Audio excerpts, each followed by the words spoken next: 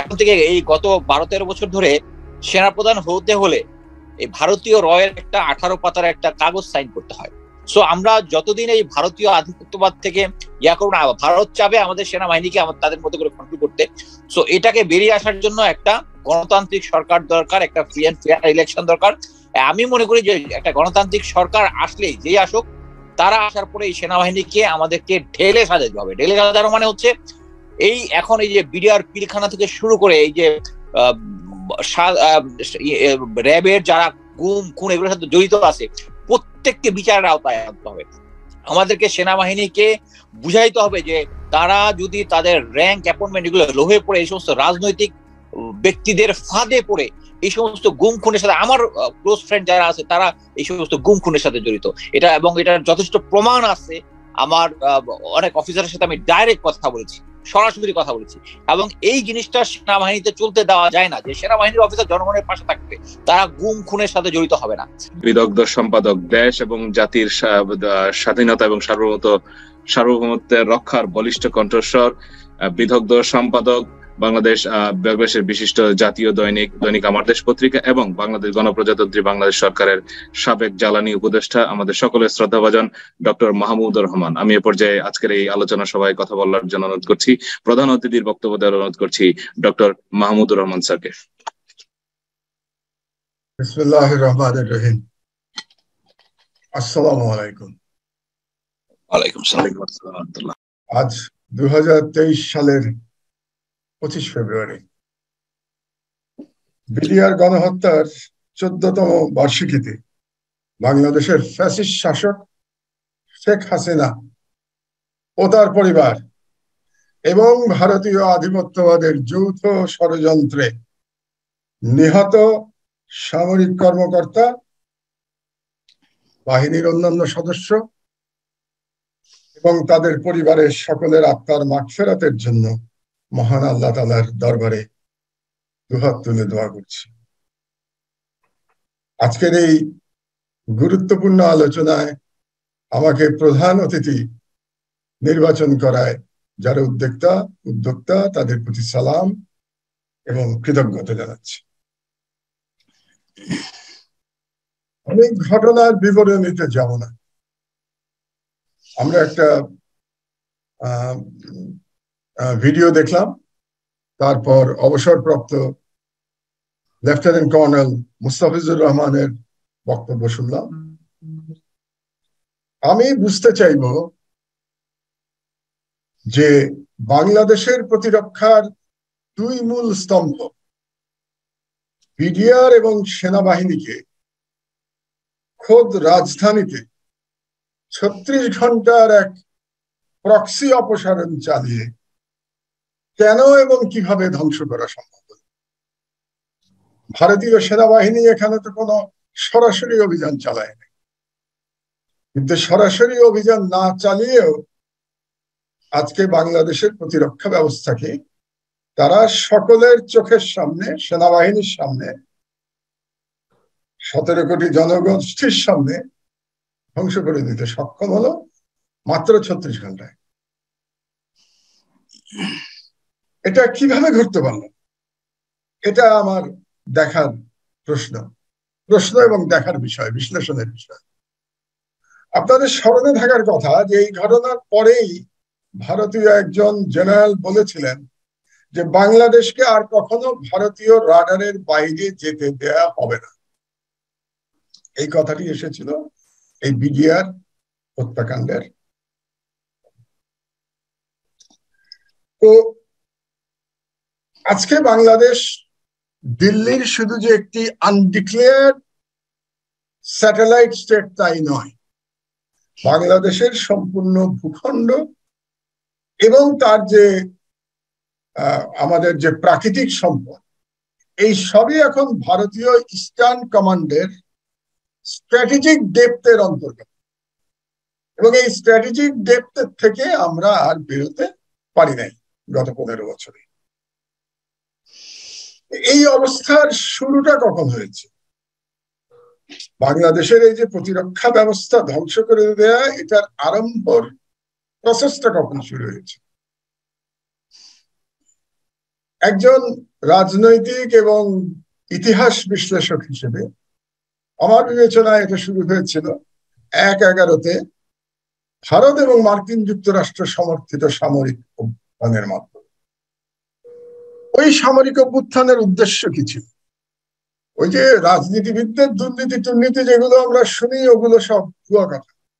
এগুলো মাথার থেকে যত তাড়াতাড়ি আমরা বের করে দেব ততই মঙ্গল আমাদের জাতির জন্য। এই গল্প একটা ন্যারেটিভ, এই ন্যারেটিভ বিশ্বাসঘাতকদের ন্যারেটিভ। এই ন্যারেটিভ থেকে আমাদের বেরিয়ে আসতে। প্রকৃত উদ্দেশ্য ছিল ১/১১-তে ১/১১ ঘটানোর বাংলাদেশে শহীদ জিয়ার যে বাংলাদেশি জাতীয়তাবাদের রাজনীতি এবং ইসলামিক ভাবধারার যে রাজনীতি, এই দুটোকে নিঃশেষ করে দেয়া। That was the prime target. এই বিষয়টি আমার মনে হয় আমাদের মাথায় থাকা দরকার। আমি তাই মনে করি। আপনাদের কেউ কেউ তার সাথে দ্বিমত পোষণ করতে পারেন, কিন্তু আমার বিবেচনায় তাই। কেন? কারণ হচ্ছে যে একটা দেশের স্বাধীনতা রক্ষার জন্য সেনাবাহিনী রাখা, কিন্তু একটা দেশের স্বাধীনতা রক্ষার যে পুরো রূপরেখা, এটা রাজনীতিবিদরা তৈরি করে। তো স্বাধীনতা সার্বভৌমত্ব রাখবার যে রূপরেখা, সেই রাজনীতিবিদ মানে বাংলাদেশের প্রকৃত স্বাধীনতা রাখার যে রূপরেখা এবং তার জন্য যে রাজনৈতিক লড়াই, পলিটিক্যাল ফাইট, তার ভ্যানগার্ড কে বাংলাদেশ? তার ভ্যানগার্ড হচ্ছে শহীদ জিয়ার এই বাংলাদেশি জাতীয়তাবাদী রাজনীতি এবং ইসলামিক ভাবধারার রাজনীতি। এই ভ্যানগার্ডকে ধ্বংস করা দরকার ছিল সেনাবাহিনী ধ্বংসের আগে। এই ভ্যানগার্ড এবং এই ভ্যানগার্ড ধ্বংসের জন্য সেনাবাহিনীকে ব্যবহার করা দরকার ছিল এবং ১/১১-র মাধ্যমে সেই কাজটি করা হয়েছে। এটাই আমার ব্যাখ্যা। এই ব্যাখ্যায় আমি লিখে আসছি গত সেই ২০০৭ সাল থেকে আমি এটা লিখে আসছি। জেনারেল মঈন এবং মাসুদ তারা সেই হোমারের বিখ্যাত বইয়ের ট্রয়ের, হেলেন অফ ট্রয়ের বা হোমারের বিখ্যাত বই ইলিয়াডের ট্রয়ের ঘোড়ার মতো তারা ভিতরে প্রবেশ করে বাংলাদেশের সার্বভৌমত্বকে ভারতের হাতে অর্পণ করেছে।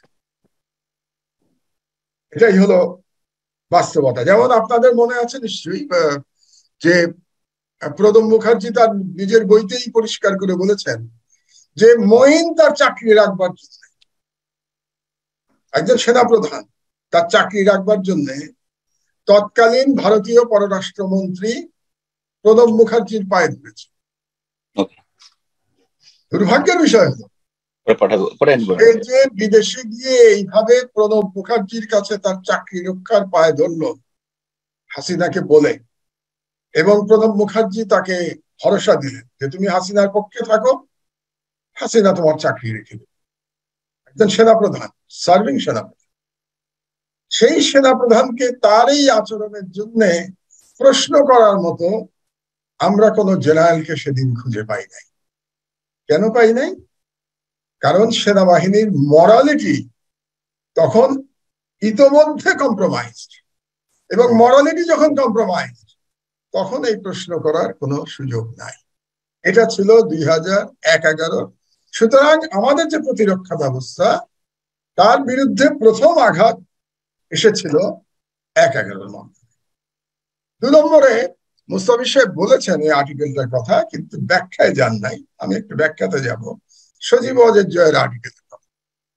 সজীব ওয়াজেদ জয় আর্টিকেল লিখল ২০০৮ সালের নভেম্বরে, এবং এই আর্টিকেলের নামটা আপনাদের মনে রাখা দরকার। এটাও বলেন নাই মুস্তাফিজ সাহেব, আমি আর্টিকেলের নামটা বলে দিচ্ছি আপনাদেরকে।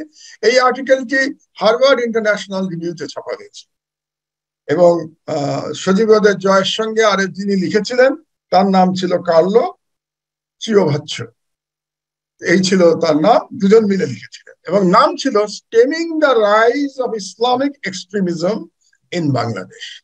এটা ছিল তার আর্টিকেলের টাইটেল। এবং এই আর্টিকেলটি পুরোপুরি ইন্দো-জায়নিস্ট ন্যারেটিভের আর্টিকেল। ইন্দো-জায়নিস্ট ন্যারেটিভের আর্টিকেলটা কি?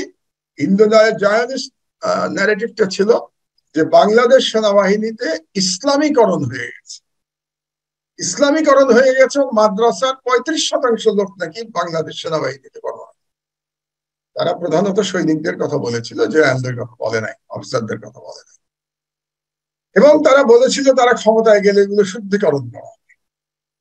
তার মানে সজীব ওয়াজেদ জয় ঘোষণাই করে দিয়েছিলেন যে শেখ হাসিনা যদি ক্ষমতায় আসে তাহলে বাংলাদেশ সেনাবাহিনীকে ভারতীয়করণ করা হবে। It was declared objective of Army League even before the election of 2008. Election হয়েছিল 2008 সালের ডিসেম্বরের 30 তারিখে, সম্ভবত তারিখে ভুলেও যেতে পারি, বয়স হয়ে গেছে, অনেক দিন হয়ে গেছে। আচ্ছা, তো এই যখন ঘটনা, তার মানে প্রথমে 1-11 হলো, দ্বিতীয়তে সজীব ওয়াজেদ জয় বলে দিলেন যে তারা ক্ষমতায় আসলে, আওয়ামী লীগ ক্ষমতায় আসলে সেনাবাহিনীতে কি হবে। তো সেই অবস্থায় সেনাবাহিনীর তো জানার কথা যে শেখ হাসিনা ক্ষমতায় আসলে 2008 সালে বাংলাদেশের ললাটে কি ঘটতে যাচ্ছে। তাহলে সেই সেনাবাহিনী 2008 সালের নির্বাচনে শেখ হাসিনাকে এইভাবে বিপুলভাবে বিজয়ী করে আনলো কেন? এটা একটা সাজানো নির্বাচন ছিল। আপাত দৃষ্টিতে এটা একটা fair and free and inclusive নির্বাচন ছিল। আমরা সকলেই জানি এটা একটা সাজানো নির্বাচন ছিল, এবং এই সাজানো নির্বাচনে প্রধান ভূমিকা পালন করেছে সেনাবাহিনী, বাংলাদেশ সেনাবাহিনী র ছাড়া মঈন মাসুদগণ এবং কালীন ডিজিএফআই। তাহলে সেনাবাহিনী কেন এই কাজ করলো, যে তারা জানা সত্ত্বেও যে সেনাবাহিনীর অস্তিত্ব থাকবে না? পরবর্তী প্রশ্ন হলো যে জনগণের চোখের সামনে একটা দেশের রাজধানীতে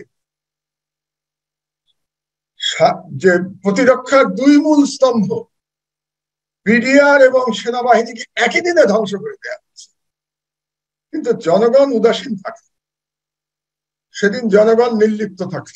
এটাই ইতিহাস। এই ইতিহাস আমরা পাল্টাতে পারবো। শেখ মুজিবকে হত্যা করার পরে বাংলাদেশের জনগণ যেমন আনন্দিত হয়েছিল, এটাও ইতিহাস।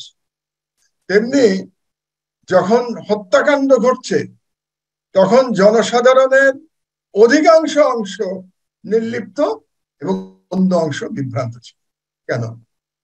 কারণটা হলো যে বাংলাদেশের সেনাবাহিনীকে জনবিচ্ছিন্ন করে দেওয়ার জন্য যে ষড়যন্ত্র, যে কাজ 11 মানে 2007 সালের 11ই জানুয়ারি শুরু হয়েছে, আমার বিবেচনায়, একজন লেখালেখি করি সেই বিবেচনায়, একজন বিশ্লেষক হিসেবে, তার সমাপ্তি ঘটেছিল, দুর্ভাগ্যজনক ট্র্যাজিক সমাপ্তি ঘটেছিল 2009 সালের 25 ফেব্রুয়ারি। তো এই অবস্থায় আরেকটি প্রশ্ন প্রাসঙ্গিকভাবে এসে যায়, যেটা মুস্তাফিজুর রহমান সাহেব ব্যাখ্যা করার চেষ্টা করেছেন তার মতো করে। তিনি সেনাবাহিনীর কর্মরত ছিলেন, তিনি তার মতোই বলবেন, খুবই স্বাভাবিক। আমি একজন বাংলাদেশের সাধারণ নাগরিক হিসেবে বলছি, চেইন অফ কমান্ড খুব গুরুত্বপূর্ণ, কোনো সন্দেহ নাই। চেইন অফ কমান্ড ছাড়া সেনাবাহিনী টিকতে পারে না। মহান মুক্তিযুদ্ধে শহীদ জিয়া কি চেইন অফ কমান্ড মেনেছিলেন? এবং মহান মুক্তিযুদ্ধে শহীদ জিয়া চেইন অফ কমান্ড যদি মানতেন তাহলে বাংলাদেশ কি স্বাধীন হতো? এগুলো খুব গুরুত্বপূর্ণ প্রশ্ন। কারণ শেখ মুজিব, যিনি যার মেয়ে নিজেকে জাতির বলে যে তার পিতা জাতির পিতা, কিন্তু তিনি তো পাকিস্তান সেনাবাহিনীর কাছে সারেন্ডার করে পাকিস্তানে চলে গেছে। তিনি তো মুক্তিযুদ্ধের কিছুই জানতেন, এবং যাওয়ার আগ পর্যন্ত তিনি সেনা বিদ্রোহের ডাক দেন নাই, তিনি সেনাবাহিনীকে জড়িতই করেন। কিন্তু যখন চট্টগ্রামে মেজর জিয়া বললেন ওই রিভল্ট কার বিরুদ্ধে করেছিলেন? পাকিস্তান সেনাবাহিনীর চেইন অফ কমান্ড ভেঙে তিনি বিদ্রোহ করেছিলেন, এবং তিনি বাংলাদেশের স্বাধীনতার ডাক দিয়েছিলেন। এগুলো ইতিহাসের অংশ। আজকে যতই ইতিহাস বিকৃতি করার চেষ্টা করা হোক না কেন, এই বিকৃতি করা যাবে না। ইতিহাস দীর্ঘমেয়াদে তার অবস্থানে স্থির, অবিচল থাকবে। তো সেই অবস্থায় সেনাবাহিনীর চেইন অফ কমান্ড কোন মহান মুহূর্তে ভাঙতে হয়, এবং সেরকম একটি মহান মুহূর্ত শহীদ প্রেসিডেন্ট জিয়াউর রহমানের এসেছিল 25শে মার্চ 1971। তিনি চেইন অফ কমান্ড ভেঙেছিলেন। তো সেরকম যদি আরো কোনো গুরুত্বপূর্ণ সময়ে দেশের স্বার্থে চেইন অফ কমান্ড ভাঙতে হয়, তাহলে বাংলাদেশের এই সরকার আসার পরে, হাসিনার সরকার আসার পরে সেই চেইন অফ কমান্ড ভাঙার সম্ভবত সময় এসেছিল 2009 সালের 25 ফেব্রুয়ারি অথবা পরবর্তী 36 ঘন্টার মধ্যে। এবং চেইন অফ কমান্ড ভেঙে এই লড়াইটা হওয়া উচিত ছিল, যে লড়াই হওয়া উচিত ছিল শুধু যে ব্রাদার আর্মি অফিসারদের এবং তাদের পরিবারদের রক্ষা করার জন্য তাই নয়, বাংলাদেশের স্বাধীনতা রক্ষা করার জন্য। কিন্তু দুর্ভাগ্যজনক ভাবে 1/11 পরবর্তী সময়ে সেনাবাহিনীর মরালিটিতে এমন দাগ লেগে গেছিল যে এমন কোন জেনারেলকে খুঁজে পাওয়া যায় নাই যে সাহস করে এই সেনাবাহিনীর চেইন অফ কমান্ড ভেঙে সে সঠিক সিদ্ধান্ত নিতে পারে। এটাই হচ্ছে আমার বক্তব্য। তাহলে এতক্ষণ পর্যন্ত আমি একজন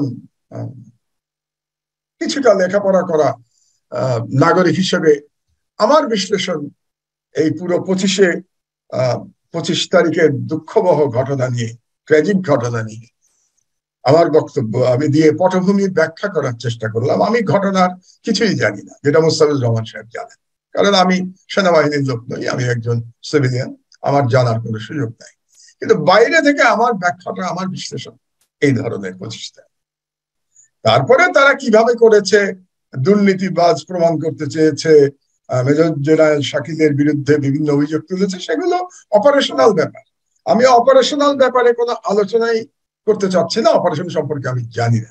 আমি পলিটিক্যাল আলোচনা করছি, আমি বাংলাদেশের এর যে প্রতিক্রিয়া হয়েছে এর আলোচনা করছি। তাহলে এই যে প্রতিক্রিয়া হলো, বাংলাদেশের প্রতিরক্ষা ব্যবস্থার দুটো মূল স্তম্ভ একদিনে ভেঙে গেল, একদিনে নিঃশেষ হয়ে গেল। বিডিআরও নিঃশেষ হয়ে গেল এবং সেনাবাহিনীও নিঃশেষ হয়ে গেল। তার পরিবর্তে আমরা কি বাংলাদেশ পেলাম, এটা একটা দেখা প্রয়োজন। গত 15 বছরে এই ফ্যাসিস্ট শেখ হাসিনার শাসনামলে আমরা কেমন বাংলাদেশ পেয়েছি? এই 15 বছরে বাংলাদেশের সম্পূর্ণ প্রশাসন কি? প্রশাসন বলতে সামরিক বেসামরিক প্রশাসন এবং বিচার বিভাগ। বিচার বিভাগকে সম্পূর্ণভাবে হিন্দুত্ববাদের বাংলাদেশি এজেন্টদের হাতে অর্পণ করে দেওয়া হয়েছে।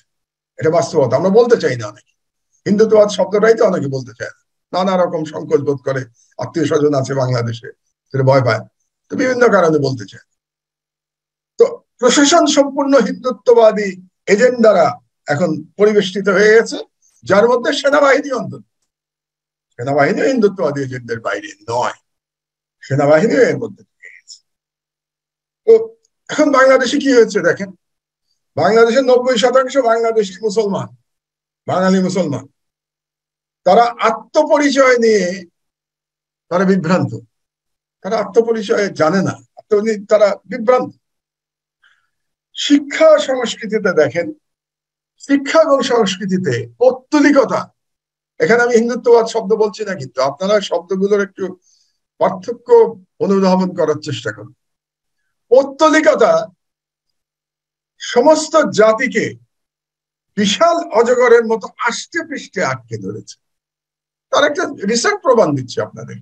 একটা বই নিয়ে ইদানিং খুব কথাবার্তা হলো, 6ষ্ঠ 7ম শ্রেণী বই, যেই বই নিয়ে আমার দেশে আমরা প্রথম আর্টিকেল লিখলাম, তারপরে নানা ধরনের বাংলাদেশে আলোচনা হলো এবং একটা পর্যায়ে এসে শেখ হাসিনা বইটাকে উঠিয়ে নিয়েছে। এই বইতে একদিকে যেমন ডারউইনবাদের চর্চা ছিল, আর একদিকে আর একটা গুরুত্বপূর্ণ একটা স্ট্র্যাটেজি ছিল। মুশকিল হলো বাংলাদেশের লোকজন ওই ডারউইনবাদের চর্চার দিকে দৌড়ে চলে গেল। তারা বানরের সন্তান, আমরা নাউজুবিল্লাহ, আমরা হযরত আদম আলাইহিস সালামের সন্তান, এগুলো নিয়ে বিতর্কে চলে গেল। শেখ হাসিনার উদ্দেশ্য তাই ছিল। এই বইটি তৈরি করা হয়েছে কিন্তু আরএসএস এর ন্যারেটিভ, ভারতীয় আরএসএস এর ন্যারেটিভ, এবং এই বইয়ের মূল উদ্দেশ্য হচ্ছে ইসলাম এবং মুসলমানের বিরুদ্ধে বিষোদ্গার করা। আপনারা জানেন যে বাংলাদেশের সর্বপ্রথম স্বাধীন রাষ্ট্র প্রতিষ্ঠা করেছিল পুরো বাংলা নিয়ে, মানে যার মধ্যে পুরো বাংলাও ছিল, পশ্চিম বাংলাও ছিল, একজন স্বাধীন সুলতান, তার নাম সুলতান শামসুদ্দিন ইলিয়াস শাহ। তিনি সর্বপ্রথম 14 শতকে বলেছিলেন, তার টাইটেল ছিল, তার মুদ্রার নামাঙ্কিত ছিল সুলতানে বাঙ্গালা। তিনি বাংলার সুলতান ছিলেন, এবং বাংলার সুলতান নামে বাংলা যে একটা ইন্ডিপেন্ডেন্ট স্টেট, একটা পলিটিক্যাল এন্টিটি, তার আগে বাংলা নামে কোনো পলিটিক্যাল এন্টিটির অস্তিত্ব এই অঞ্চলে ছিল না। বিভিন্ন নামে বিভক্ত ছিল। হিন্দু রাজারা বলতো এটাকে গৌড়, অনেকে বলতো পুন্ড্র, এবং আরো নানা রকম নামে এটা বিভক্ত ছিল। প্রথম বাংলা নাম দিয়েছেন শামসুদ্দিন ইলিয়াস শাহ। এবং এই যে মুসলমান সুলতানরা ছিলেন, তাদের যে মহৎ কর্ম, এটা ইতিহাসের স্বর্ণাক্ষরে লেখা আছে, যতই ইতিহাস অস্বীকার করার চেষ্টা করা হোক না। এবং এই বইতে পুরো উদ্দেশ্য ছিল তাদেরকে ভিলেন হিসেবে দেখা।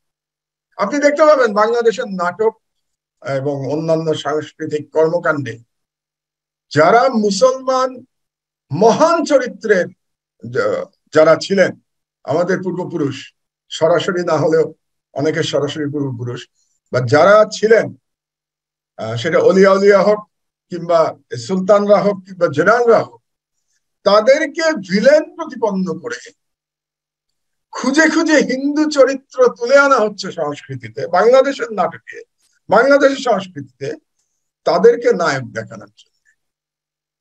এর উদ্দেশ্য হচ্ছে বাংলাদেশকে সম্পূর্ণভাবে ওই আরএসএস এর ন্যারেটিভে এটাকে হিন্দুত্ববাদী রাষ্ট্রে পরিণত করা। যদিও আমরা সংখ্যায় 90% মুসলমান। বাংলাদেশের অনেক পত্র পত্রিকা আপনি পাতা উল্টে দেখেন, আপনি যদি সব পৃষ্ঠাগুলো পড়েন, পড়ার পরে আপনার মনে হবে, এবং সব নামগুলো পড়েন, নিউজগুলো পড়েন, কাদেরকে নায়ক দেখানো হচ্ছে, কাদেরকে খুব উজ্জ্বল ভাবে চিত্রিত করা হচ্ছে, আপনার মনে হবে বাংলাদেশ বোধহয় একটা হিন্দু সংখ্যাগরিষ্ঠ রাষ্ট্র। আমার তো মনে হয়, আমি তো কনফিউজ হয়ে যাই বাংলাদেশের সব নাম করা পত্র পত্রিকার পাতা উল্টালে, এবং সেখানে বিভিন্ন নাম দেখলে আমার মনে হয় বাংলাদেশ হিন্দু সংখ্যাগরিষ্ঠ রাষ্ট্রে পরিণত হচ্ছে। একটা ছোট অ্যাডমিনিস্ট্রেশনের গল্প না, আপনাদের তথ্য দিই। বাংলাদেশ হিন্দু জনগোষ্ঠীর সংখ্যা কত?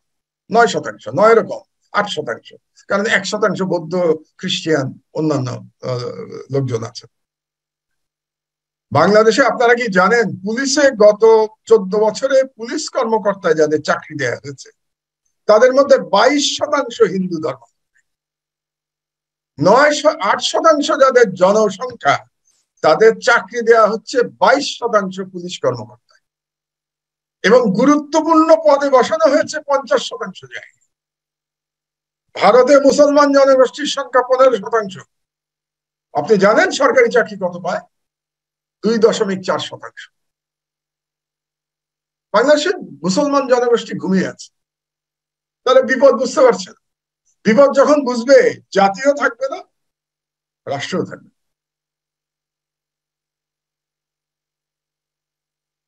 মানে এই যে অবস্থা, এর পরিত্রাণ কোথায়? এটা অনেকে কেউ কেউ জিজ্ঞেস করবার চেষ্টা করছেন। আমি আমার বক্তব্য খুব দীর্ঘায়িত করবো না, আমি আপনাদেরকে বোর করতে চাই। এর পরিত্রাণ শেখ হাসিনার পতনের মতো। কারণ ফ্যাসিস্ট শেখ হাসিনার যদি পতন না হয়, তাহলে আপনি এই হিন্দুত্ববাদী রাষ্ট্রযন্ত্রকে পরিশীলিত করতে পারবেন না। তাহলে ফান্ডামেন্টাল পয়েন্ট হলো শেখ হাসিনার পতন। শেখ হাসিনার পতন না হলে, এখন শেখ হাসিনার পতন কিভাবে হবে, কবে হবে, এটা $1 বিলিয়ন প্রশ্ন। আমি জ্যোতিষ না, আমি রাজনীতিক কোন দলের নেতা কর্মীও না, কাজে রাজনৈতিক দলের আমি কি তাদের প্ল্যান আমি সেটাও জানি না। তারা পতন করাতে চায় কিনা, করালে কবে করাবে, কিভাবে করাবে, সেটা সম্পর্কে আমার কোনো ধারণা নাই। তবে এটুকু বুঝি যে শেখ হাসিনার পতন না হলে বাংলাদেশকে আবার বাঙালি মুসলমানের যে ঐতিহ্য, আমাদের যে রিচ ইসলামিক হেরিটেজ, ওই পথে আর ফিরিয়ে আনা সম্ভব হবে না। এখন আমার দুটো বক্তব্য আছে, খুব শর্টে দেবো আমি। শেখ হাসিনার পতন যদি দ্রুত আমরা কামনা করি, ধরুন কেউ কেউ কামনা করে 2023 সালে পতন হয় যদি, কারণ আর একটা ভুয়া নির্বাচন তো তাকে করতে হবে। 2014-তে এক ধরনের ভুয়া নির্বাচন সে করেছে, একদলীয়। 2018-তে আরেক ধরনের ভুয়া নির্বাচন করেছে, যখন জামাত এবং বিএনপি উভয়ই যোগদান করেছে। জামাত বলতে পারে আমরা তো দল হিসেবে যাই নাই, না গেলেও তারা তাদের লোকজনদের ওই ধানের শীষ নিয়ে নির্বাচন করিয়েছে। কাজে আমি ধরে দেবো যে জামাত এটাতে নির্বাচন করেছে। এখন 2023-এ আর একটা ভুয়া নির্বাচন শেখ হাসিনাকে করতে হবে। এখন সেই ভুয়া নির্বাচন করতে পারবে কি পারবে না, পারা একটু কঠিন, খানিক কঠিন আমি বলি। কারণ এই কারণে যে ভূ রাজনীতির এক বিশাল পরিবর্তন হয়েছে। 2014-তে বুশের ওয়ার এগেনস্ট টেরর যে নীতি, ওটা চলমান ছিল, যদিও তখন ওবামা ক্ষমতায়, কিন্তু ওয়ার এগেনস্ট টেররের নীতি চলমান ছিল। কাজে হাসিনাকে তারা সমর্থন করেছে। 2018-তে ট্রাম্প ক্ষমতায় ছিল ওয়াশিংটনে। ট্রাম্পের বাংলাদেশ নিয়ে কোনো মাথা ব্যথা ছিল না, নরেন্দ্র মোদীর সাথে খুব ঘনিষ্ঠ সম্পর্ক ছিল। নরেন্দ্র মোদী যা চেয়েছে বাংলাদেশে ট্রাম্প তাই করেছে। 2023-এর সিচুয়েশন একটু খারাপ। একটা স্যাংশন ট্যাকশন এসছে, যদিও স্যাংশনের উপরে আমি একেবারেই মূল্য দিই না। স্যাংশন দিয়ে একটা রাষ্ট্রে সরকার পরিবর্তন হয় না। স্যাংশন অনেক দেশে দিয়েছে আমেরিকা, সরকার পরিবর্তন হয়। সরকার পরিবর্তন জনগণকেই সরকার পরিবর্তন করতে হবে। তো জনগণকে সরকার পরিবর্তন করতে হলে সবাই মিলে একটা আন্দোলন করে। আমি বলছিলাম স্বল্প মেয়াদে 2013 সালে। আমার ব্যক্তিগত ধারণা হচ্ছে যে 2013 না, সরি, স্বল্প মেয়াদে বলতে 2023 সাল। যদি আমরা 2023 সালের বাকি সময়ের মধ্যে 2013 সালের মতো একটা বিশাল একটা গণ অভ্যুত্থান আমরা গড়ে তুলতে পারি। 2013 সালে কিন্তু আমরা গণ অভ্যুত্থান গড়ে তুলেছিলাম। আমার আর কয়েক মাসের মধ্যে 70 বছর বয়সে। তো আমার এই 70 বছর বয়সে বাংলাদেশে এবং পাকিস্তানে আমলে মিলে আমি 2013-র মতো গণ অভ্যুত্থান কখনো দেখি নাই। সেই গণ অভ্যুত্থান সফল হয় নাই। সেটা কিন্তু সম্পূর্ণ জিওপলিটিক্যাল কারণে সফল হয় নাই। আজকে জিওপলিটিক্যাল সিচুয়েশন আলাদা। কাজে 2013 সালের মতো আন্দোলন যদি আজকে করা সম্ভব হয়, কিংবা 2013 সালের কাছাকাছি আন্দোলন যদি আজকে করা সম্ভব হয়, তাহলে আমি বিশ্বাস করি বর্তমান ভূ রাজনৈতিক পরিস্থিতিতে শেখ হাসিনার পতন 2023 সালের মধ্যেই সম্ভব। এখন 2013 সালের মতো আন্দোলন কি সম্ভব না, এটা বিএনপির শীর্ষ নেতৃবৃন্দ এবং জামাতের শীর্ষ নেতৃবৃন্দ বলবে। এটা বলার ক্ষমতা আমার। এটা গেল স্বল্প মেয়াদ। এখন আমি আশাবাদী হতে চাই যে তারা পারবেন। পারলে শেখ হাসিনার পতন সম্ভব 2023 সালের মধ্যে। আর আমি যদি নিরাশাবাদী হই, আমি যদি ধরে নেই যে 2023 সালে শেখ হাসিনা আবারও 2014-18 কিংবা নতুন কোনো পন্থায় তিনি ক্ষমতায় টিকে যাবেন, তাহলে আমাদের দীর্ঘমেয়াদী লড়াইয়ের প্রস্তুতি নিতে হবে। সেই লড়াইয়ের পরিণতি দেখার জন্য আল্লাহ আমাকে বাঁচিয়ে রাখবেন কিনা সেটা আল্লাহ তাআলাই জানেন, আমি জানি না। কিন্তু তার নেতৃত্ব ইয়াং জেনারেশন। আমাদের যে করণীয় ছিল আমরা চেষ্টা করেছি। 2007 থেকে লড়াই করেছি এই 11 সরকার, হাসিনা এবং ভারতীয় আধিপত্যবাদ এবং হিন্দুত্ববাদের লড়াই করে আজকে এক্সাইলে এসছি, মৃত্যুর মুখোমুখি হয়েছি, পিছু হটি নাই, শেষ পর্যন্ত এক্সাইলে এসছি। বলতে পারেন তাহলে তো পিছু হটলেন। আমি বললাম হ্যাঁ পিছু হটলাম। কারণ হচ্ছে আমি ভাবলাম যে কোনো লড়াই ছাড়া যদি আমি জীবন দিয়েই দিই, কুষ্টিয়ার পরে আমার মনে হয়েছিল যে পরবর্তী কুষ্টিয়াতে সম্ভবত আমার জীবনের শেষ হতে যাচ্ছে, তাহলে তো এই পরবর্তী এই কয়েক বছরে যে কাজগুলো করেছি, যে লেখাগুলি লিখলাম, একটা রিসার্চ করলাম, ইন্ডিয়ান হেজেমনির একটা একাডেমিক রিসার্চ, এই কাজগুলো করে যেতে পারতাম। হয়তো আল্লাহ এই কাজগুলো, এই সামান্য কাজগুলো আমাকে দিয়ে করাবেন, এই জন্য আমি এক্সাইলে এসেছি। কিন্তু এক্সাইলে এসে আমি চুপ করে নাই। এক্সাইলে এসে আমার মতো করে আমার ক্ষমতা আমি লড়াই অব্যাহত রেখেছি। দীর্ঘমেয়াদী লড়াইয়ের কি কথা বলছিলাম?